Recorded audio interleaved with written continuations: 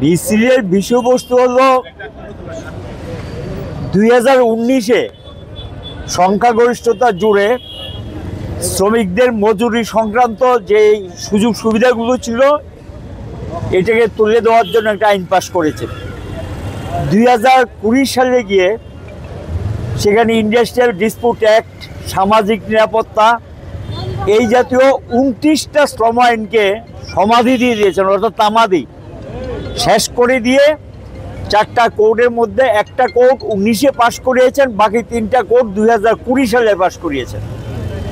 তীব্র শ্রমিক আন্দোলন সারা দেশে ছড়িয়ে পড়ে শেষ পর্যন্ত বাধ্য হয়ে তারা এটা কার্যকরী করা থেকে বিরত থাকে। এখন লক্ষ্য করা গেছে 21 তারিখ এটাকে কার্যকরী করার জন্য, নভেম্বরে 21 তারিখে এটাকে কার্যকরী করার লক্ষ্যে একটা খসড়া বিজ্ঞপ্তি জারি করেছেন। সারা দেশেই আমরা বিক্ষোভে নেমেছি, বিক্ষোভে ফেটে পড়েছে গোটা দেশ, ধর্না ঘেরাও সারা দেশে ছড়িয়ে পড়েছে আন্দোলন, যেটা আমরা কার্যকরী করতে দেব না। এটা মূলত এটা হলো গিয়ে শ্রমিকদেরকে মালিকদের দাস একটা সরকার বসে আছে দিল্লিতে এবং রাজ্যগুলিতে বিজেপি সরকার, এবং এরা মালিকদের সেবাদাস হিসেবে কাজ করছে।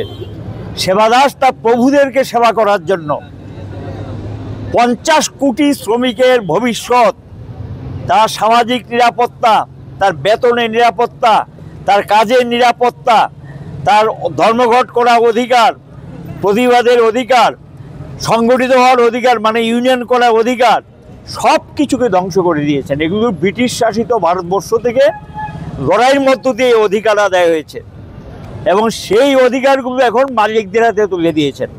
যখন খুশি তখন ছাঁটাই করতে পারবে, যা খুশি তা বেতন দিতে পারবে এবং তার বিরুদ্ধে সংগঠিতভাবে প্রতিবাদ করা যাবে না।